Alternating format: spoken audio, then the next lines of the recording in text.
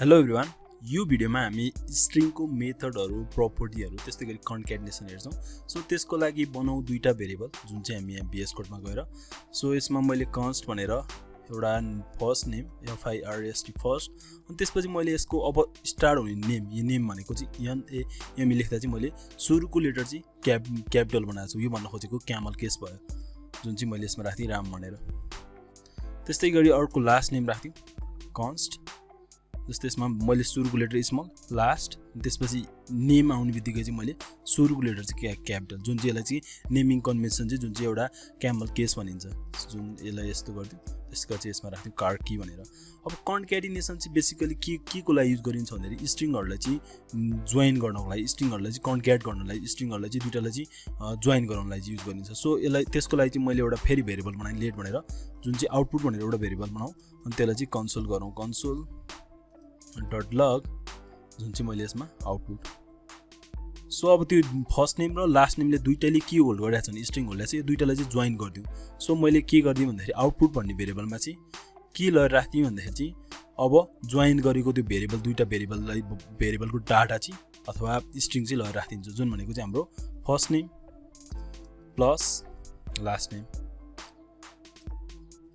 Save गरौँ जुन भनेको चाहिँ हाम्रो यसमा राम, त्यसपछि स्पेस नआएर यहाँ राम कार्की भनेर सिधै आइरहेछ।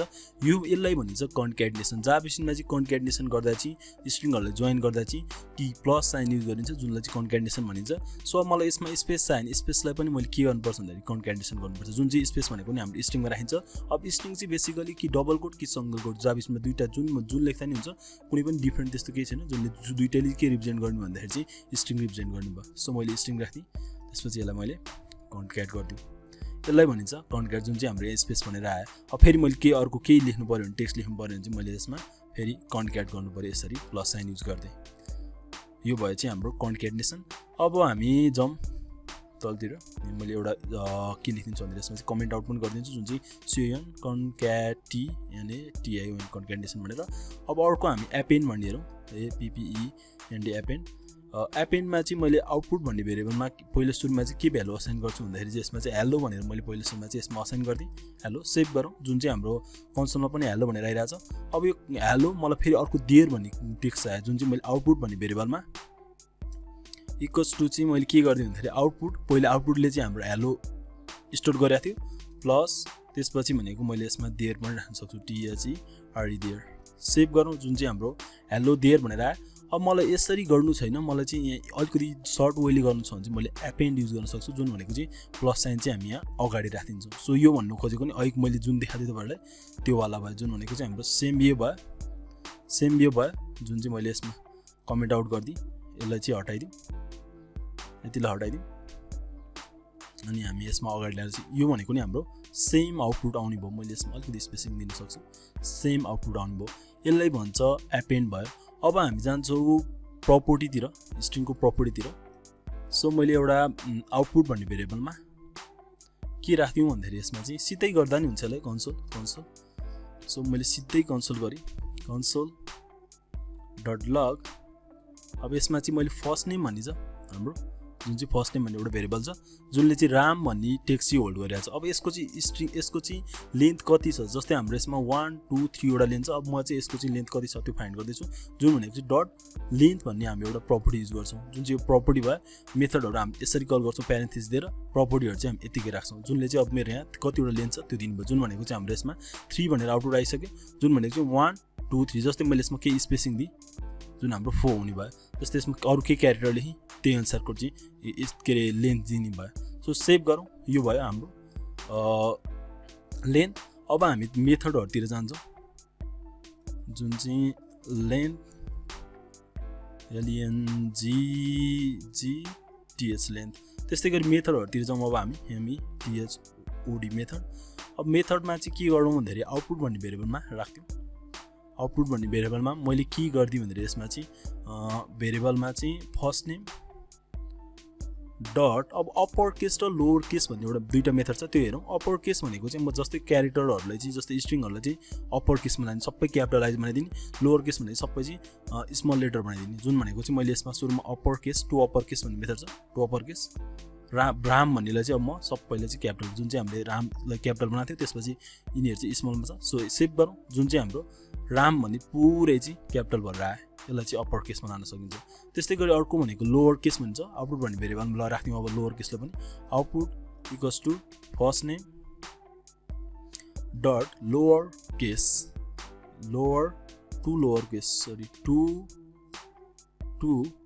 लोवर केस, जुन चाहिँ सेभ गरौँ। त्यसपछि भनेको चाहिँ हाम्रो सबै स्मलमा आउने भयो। यो भयो अप्पर केस र लोवर केस मेथड, जुन चाहिँ के अरे स्ट्रिङलाई चाहिँ कि अप्पर केसमा लाने कि सबै क्यापिटल बनाउने कि लोवर केस कि सबै स्मल बनाउने, त्यो भयो। अब स्लाइसहरू हेरौँ, स्लाइस मेथडहरू हेरौँ। अब स्लाइसहरूको लागि मैले एउटा कन्सोल युज गर्छु, फेरि कन्सोल डट लग। अब सिधै यसमै कोटेसनमा राख्दिउँ स्ट्रिङ, जुन चाहिँ हाम्रो स्ट्रिङ नै भयो। जस्तै यसमा चाहिँ के छ भन्दाखेरि चाहिँ राम बहादुर भन्ने छ। अब राम बहादुर भन्ने क्यारेक्टरबाट चाहिँ मलाई चाहिँ रामलाई चाहिँ हटाइदिनु पऱ्यो, बहादुर मात्र राख्नु पऱ्यो भने हामी स्लाइस युज गर्न सक्छौँ। डट SLIC स्लाइस भन्ने मेथड युज गर्न सक्छौँ। सो स्लाइस भन्ने मेथडमा चाहिँ हामीले दुईवटा प्यारामिटर पास गर्न मिल्यो। अब हामी सुरुको प्यारामिटर पास गर्छौँ। सुरुको प्यारामिटर जस्तै मेरो चाहिँ इन्डेक्सको थ्रुबाट पास गर्नु पऱ्यो। जस्तै मेरो चाहिँ 0 इन्डेक्स जुन R स्टोर छ, 1 इन्डेक्स A स्टोर छ, त्यसै गरी 2 इन्डेक्स M स्टोर छ। अब हामीले स्टार्टिङ गर्नु पऱ्यो 3 इन्डेक्सबाट, 0 1 2 3 इन्डेक्सबाट भने चाहिँ मैले यसमा पास गर्न सक्छु 3 इन्डेक्स। सेभ गरौँ।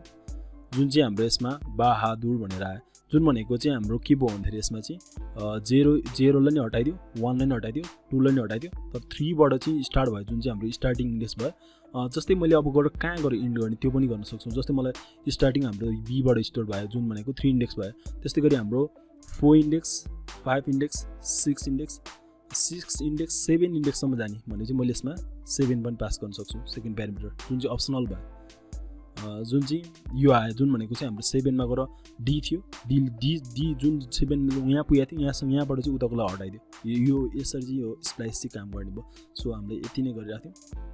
यो भयो स्प्लाइस मेथड। त्यस्तै गरी हामी स्प्लिट भन्ने हेरौँ। मैले कन्सोलमा युज गरेँ, त्यसको लागि पनि कन्सोल डट लग भेरिएबल बनाइरहनु भन्दा यसरी गर्नु फाइदा हुन्छ। सो यसमा मैले राख्ने हेलो भनेर मैले हेलो म 4वटा राखिदिन्छु। Hello hello. अब स्प्लिट भन्ने मेथडबाट चाहिँ हामीले के गर्न सक्छौँ भन्दाखेरि चाहिँ जस्तै मैले स्पेसबाट चाहिँ यसलाई छुटाउने, यिनीहरूलाई छुटाउने काम चाहिँ स्प्लिट गराउने काम चाहिँ गर्न सकिन्छ। जस्तै मैले डट SPLIT स्प्लिट भन्ने मेथड छ। अब जस्तै मलाई चाहिँ स्प्लिट चाहिँ केबाट गर्ने भन्दाखेरि चाहिँ जुन चाहिँ हामीले राख्नु पऱ्यो स्ट्रिङ, त्यसपछि स्ट्रिङमा जस्तै मेरो कमा छ भने कमाबाट गर्न सक्यो, जस्तै मेरो स्पेस छ भने मैले स्पेसबाट गर्न सक्यो, जुन चाहिँ एरेमा कन्भर्ट गरिदिनु भयो। मैले सेभ गरिदिएँ, जुन चाहिँ हाम्रो यो वेले चाहिँ कन्भर्ट हुनुभयो। जस्तै जुन चाहिँ हाम्रो एरेमा चाहिँ यसरी कन्भर्ट गर्छ। जस्तै मेरो अर्को के गर्न सक्छु भन्दाखेरि यसलाई कमेन्ट आउटै गरिराख्यो, कमेन्ट आउट, यसलाई कमेन्ट आउट गर्यो। जस्तै अर्को स्प्लिट चाहिँ अब जस्तै मेरो कमाबाट पनि मैले गर्न सक्छु। जस्तै मैले यसमा कमा छ, जस्तै कमा छ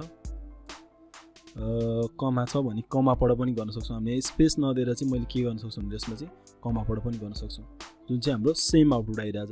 जस्तै हाम्रो यहाँ डट मतलब यो हेलो, यसपछि हाम्रो पोइन्ट, त्यसपछि पोइन्ट छ भने पोइन्टबाट पनि हामी स्प्लिट गर्न सक्छौँ। सो यो भयो स्प्लिट, जुनले चाहिँ स्प्लिटले चाहिँ स्ट्रिङलाई स्प्लिट आउट गरेर चाहिँ एरेको फर्ममा चाहिँ लगाएर राख्नु भयो। यो पनि एकदम प्रायः युज भइरहेको हुन्छ स्प्लिट भन्ने पनि। त्यस्तै गरी अर्को भनेको हामी हेर्छौँ रिप्लेस, जुन चाहिँ मैले राख्ने यसमा कन्सोल डट लग। सुरुमा अब यसमा मैले स्ट्रिङ राख्ने हेलो THERD, मैले यसमा राख्ने DINESS दिनेस भनेर राख्ने। अब यसमा चाहिँ के गरौँ भन्दाखेरि रिप्लेस भन्ने मेथड पनि हेरौँ। डट REPLAC रिप्लेस प्रायः यो पनि युज भइरहेको हुन्छ। सो रिप्लेस भन्ने मेथडमा चाहिँ मैले कुन क्यारेक्टरमा चाहिँ के रिप्लेस गर्ने, सुरुमा दिनु पऱ्यो कुन क्यारेक्टर, जुन भनेको चाहिँ मेरो DINESS दिनेसमा चाहिँ मैले के रिप्लेस गर्ने भन्दाखेरि मैले सेकेन्ड प्यारामिटरमा चाहिँ जस्तै मैले यसमा चाहिँ रिप्लेस गरिदिएँ राम। सेभ गरौँ। जुन चाहिँ यसमा हेलो देयर राम, अहिले हाम्रो हेलो देयर दिनेश रिप्लेस गरेर हेलो देयर दिनेशलाई रिप्लेस गरेर हामी राख्यौँ राम। यसरी पनि रिप्लेस पनि युज गर्न सक्छौँ हामी। त्यस्तै गरी अरू हेरौँ, जुन भनेको चाहिँ हामी के गर्न सक्छौँ भने इन्क्लुड भन्ने एउटा हेर्न सक्छौँ। कन्सोल डट लग, जुनमा चाहिँ हेलो भन्ने इन्क्लुड भएको छ कि भएन त्यो हेरौँ। जुन भनेको चाहिँ डट इन्क्लुड भन्ने मेथड छ, यसलाई पनि युज गर्न सक्छौँ इन्क्लुड्स। अब इन्क्लुडले चाहिँ यदि त्यहाँ इन्क्लुड रहेछ भने, यदि त्यहाँ त्यसमा त्यो स्ट्रिङमा छ भने ट्रु दिनुभयो, यदि छैन भने चाहिँ फल्स दिनुभयो। जस्तै मैले यसमा चाहिँ हाई भनेर राख्ने, सेभ गरौँ, जुन चाहिँ हाम्रो यहाँ फल्स भनेर देख्न सक्छौँ, फल्स भनेर। सो यो भनेको चाहिँ हाम्रो यसमा छैन। अब जस्तै मैले यसमा हेलो लेख्थेँ, हाईको ठाउँमा चाहिँ हेलो लेख्ने, यो क्यामल केस पनि हुन्छ। यो क्यामल केस भने जस्तो त्यस्तै हुनु पऱ्यो, जुन चाहिँ ट्रु आइरहेको छ। जस्तै मैले यसमा चाहिँ यसलाई चाहिँ मैले स्मल गरिदिएँ, जुन चाहिँ हाम्रो फल्स आइरहेको छ। भन्न खोजेको यो र यो डिफ्रेन्ट भयो, किनकि यहाँ भन्दा चाहिँ हाम्रो यो क्यारेक्टर चाहिँ डिफ्रेन्ट भयो। सो हाम्रो यसलाई भन्छ केस सेन्सिटिभ।